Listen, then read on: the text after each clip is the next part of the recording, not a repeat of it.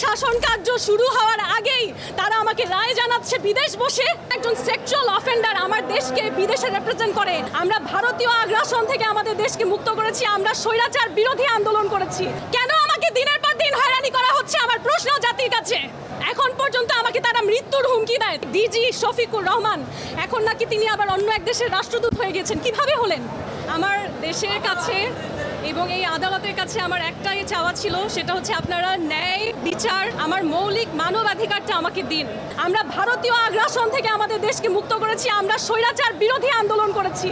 এখন এই 2025 সালে কেন বলা হবে যে সৌদি আরবের কোনো এক প্রভাবশালী ব্যক্তির ইশারাতে আমার দেশের ন্যায় বিচার বন্ধ হয়ে থাকবে? এটা তো হতে পারে না।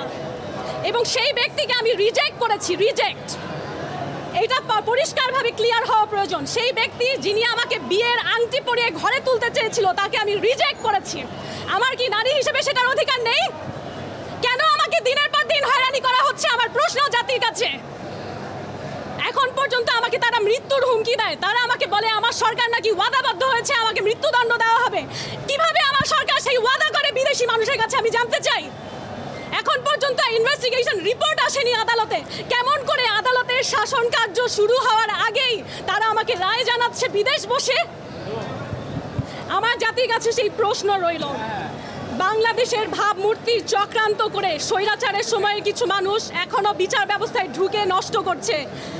আজ থেকে নতুন না, সেই 2014 সালে প্রফেসর মোহাম্মদ ইউনুস নিজে প্রতিযোগিতা করে আমাকে খুঁজে এনেছিলেন তার সাথে আয়ারল্যান্ড সফর সঙ্গী হওয়ার জন্য।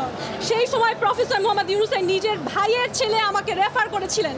আমার যদি কোয়ালিটি না থাকতো, আমার যদি জ্ঞান না থাকতো, তাহলে 2014 সালে এই সুযোগ আমি নিশ্চয়ই পেতাম না। অথচ ঈসার সাথে আমার দেখা হয়েছে এই যে ইন্টারিম গভর্নমেন্টের সময়। তাহলে তার কাছে পরিচিত হয়ে আমার আন্তর্জাতিক পরিচিতি খ্যাতি পাওয়ার কিছু নেই, বরঞ্চ তিনি তার জায়গায় বারবার করে একজন মিস বাংলাদেশ এসেছেন, একজন মিস বাংলাদেশ এসেছেন বলে নিজেকে জাহির করেছেন তার আন্তর্জাতিক মহলে। এবং আমি ধিক্কার জানাই সেই বিচার ব্যবস্থায় যেখানে মিথ্যা বলা হয় আদালতে দাঁড়িয়ে। যদি সত্যের ক্ষমতা থাকে, আপনারা অনেকবার বলেছেন যে আমি আল কুরআন কেন নিয়ে এসেছি। এই আল কুরআন সৌদি এম্বাসি আমাকে দিয়েছে। সৌদি এম্বাসি কখন একটা মানুষকে দাওয়াত দেয়, কখন তার হাতে আল কুরআন তুলে দেয়? যখন তাকে সেই মর্যাদার যোগ্য মনে করে। সেই মর্যাদাকে আমি সম্মান জানাই। I have my respect for Saudi Arabia because you cannot blame one country for one person's deed. যদি ঈসা আল দুহাইলানের মধ্যে 0.1% ও হিউম্যানিটি বলে কিছু থাকে, আমি তাকে অনুরোধ করব আমাকে এই হয়রানি থেকে মুক্ত করেন। আমি আশা করছি আমি ন্যায় বিচার পাবো, কারণ আমার দেশ প্রধান এখন প্রফেসর ইউনুস। সারা বিশ্বে আমরা যাকে মানবাধিকারের জন্য প্রশংসা করি, আমরা ভেবেছিলাম আমাদের দেশের দ্বার কে ধরেছে, এমন একজন ব্যক্তি যার উপরে আমরা ভরসা করতে পারি। কিন্তু আমার মনে হচ্ছে তাকে তার কাজ করতে দেওয়া হচ্ছে না, কারণ যেই ডিজি শফিকুর রহমান এখন নাকি তিনি আবার অন্য এক দেশের রাষ্ট্রদূত হয়ে গেছেন। কিভাবে হলেন আপনাদের কাছে আমার প্রশ্ন। আমার এখানে আদালতে একটা মামলা চলছে, সেই মামলায় তার নাম রয়েছে ডিজি শফিকুর। সেখানে সে বানোয়াট মিথ্যা কথা বলেছে, এগুলোর ইনভেস্টিগেশন হয়নি এখনো। কিভাবে তাকে অন্য একটা দেশের রাষ্ট্রদূত নিযুক্ত করা হলো? এটা তো আমার দেশের ভাবমূর্তি নষ্ট করে। যখন বিদেশিরা জানবে সেই লোক আবার অন্য দেশে বিগত সময়ে কাজ করতে গিয়ে এক মিশরীয় নারীকে যৌন হয়রানি করে আমাদের দেশে ফেরত পাঠানো হয়েছিল ডিজি শফিকুর রহমানকে, সেরকম একজন সেক্সুয়াল অফেন্ডার আমার দেশকে বিদেশে রিপ্রেজেন্ট করে, আমার বিরুদ্ধে মিথ্যা মামলায় সে লেখে, কেমন করে সম্ভব হয়?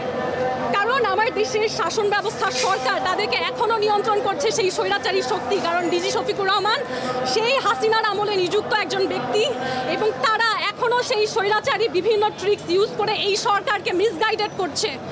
আমার মনে হয় পৃথিবীর ইতিহাসে এরকম কোনোদিন হয়নি যে একজন কান্ট্রি টাইটেল হোল্ডার আমাকে বলছে যে মিস আর্ট বাংলাদেশ 2020, সেটা তো বহু বছর আগের কথা। এখন আমি মিস আর্ট বাংলাদেশ 2020 নই, আমি এখন মিস আর্ট বাংলাদেশের ন্যাশনাল ডিরেক্টর। এই বছর না, গত বছরও ছিলাম। আমার পরিচয়টা জানুন, তখন এমনিই বুঝতে পারবেন যে কেন কূটনৈতিক মহলে আমাকে সম্মান করা হয়েছিল বা হবে বা হয়। এখন পর্যন্ত আমি অবাক হয়েছি, যারা খ্রিস্টান ধর্মের অ্যাম্বাসির অন্য আমাকে জানিয়েছে যে তারা চার্চে গিয়ে আমার জন্য দোয়া করেছে। এতখানি সহমর্মিতা যদি ভিন্ন ধর্মের মানুষ দেখাতে পারে, তাহলে আমার দেশের আমার ধর্মের মানুষরা কোথায়? আমার প্রশ্ন। আপনি বলছেন 2014 সাল থেকে সম্পর্ক, তাহলে এখন যে ইন্ডিয়ান গভর্নমেন্টে আছেন ওনার সাথে কথা হয়েছে? না, ওনার সাথে কথা হয়নি। ওনার সাথে কথা হয়নি এবং ওনার সাথে সংযোগ করে দেওয়ার যারা দায়িত্বে থাকেন আমার সাথে, তারা সেই 2014 যে আয়ারল্যান্ড সফর ছিল সেখানেও তারা গিয়েছিলেন এবং আমি তাদের কাছে তার সাথে যোগাযোগ করার জন্য মেসেজ পাঠিয়েছি, এখন পর্যন্ত সেটার উত্তর পাইনি।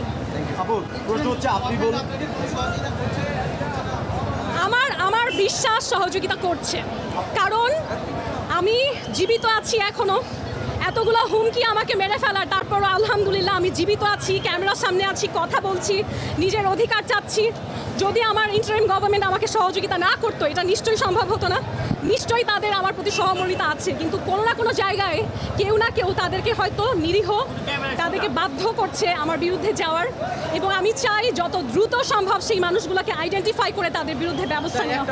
আমরা কোর্টকে এই বিষয়ে অবগত করিনি, কারণ আজকে আদালতে এসে আমি প্রথমেই শকড হয়েছি যে আমার সাথে যখন সুন্দরভাবে ডিবির মানুষদের আলোচনা হচ্ছে, কথা হচ্ছে, আমরা ফোনে কথা বলছি, মেসেজ পাঠাচ্ছি এবং প্রমাণ আসলে পরিষ্কার, এমনও না যে প্রমাণ দিতে হবে, প্রমাণটা পরিষ্কার। হ্যাঁ, সেখানে পাবলিক প্রসিকিউটর সেখানে আদালতে দাঁড়িয়ে যদি মিথ্যে বলে যে আমার সাথে নাকি যোগাযোগ হয়নি, আমি নাকি পাসওয়ার্ড দেইনি, এটা সম্ভব? আপনার ফোন, আপনার ল্যাপটপ আপনি ফেরত চান, এটা ফেরত চাওয়ার জন্য যা দরকার আপনি সেটা সহযোগিতা করবেন না? এই কথাটাই তো অদ্ভুত। এবং ডিবি অফিস থেকে নিজের মুখে তারা আমাকে বলেছে যে আপনার ফোন আমরা খুলতে পেরেছি, আপনার পাসওয়ার্ড পেয়েছি, আমরা সিআইডিকে প্রেরণ করলাম। আদালতে যখন আপনি আপনার জিনিস ফেরত পাবেন তখন আপনার জিনিসের বক্সগুলো আমাদেরকে দেখিয়েন। আমি তো ভেবেছিলাম আজকে একটা সুবিচার পাবো, আপনাদেরকে একটা সুন্দর খবর দিব, সরকারকে ধন্যবাদ দিব। আমি তো আদালতে সে অবাক হলাম যে এখানে মিথ্যাচার চলছে। বহু আগের কথা, সমস্ত উপহার আমি তাকে ফেরত দিয়েছি, শুধুমাত্র রেখেছি ধর্মীয় মূল্যবোধের জায়গা থেকে নামাজ পড়ার পোশাক, আল কুরআন, জায়নামাজ। আমার যে বিয়ের আংটি সেটাও আমি তাকে ফেরত দিয়েছি এবং আমি যে জিনিসগুলো রেখেছি সমমূল্যের টাকা আমি তাকে ফেরত দিয়েছি। সেই সাবেক রাষ্ট্রদূত তিনি নাকি মহা বড়লোক, কিন্তু আমার সেই সামান্য টাকাও তিনি সাদরে গ্রহণ করেছেন। এবং হাস্যকর বিষয় হচ্ছে তাদের কোটি কোটি টাকার কাজে সাইনিং হতে পারে, কিন্তু তিনি নিজে খুব বড় লোক, এটা আপনারা কিভাবে বলেন? আপনারা যে বারবার বলেন যে টাকা দেখে, সম্পদ দেখে, আমার ব্যাকগ্রাউন্ড কি? আমি কোনো মডেল না, আমি কোনো গরিব ফ্যামিলির মেয়ে না।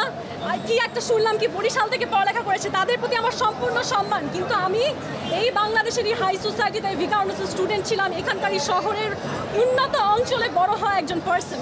আমার জন্য কখনোই মনে হয়নি যে ব্যক্তি হিসেবে তিনি মহা বড় লোক কেউ, কারণ তার যতদিন কাজ থাকবে সে কাজ করবে।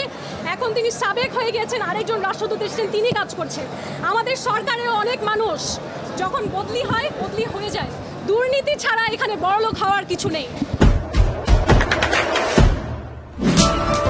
দেশে দেশে সবার সাথে দ্য নিউজ।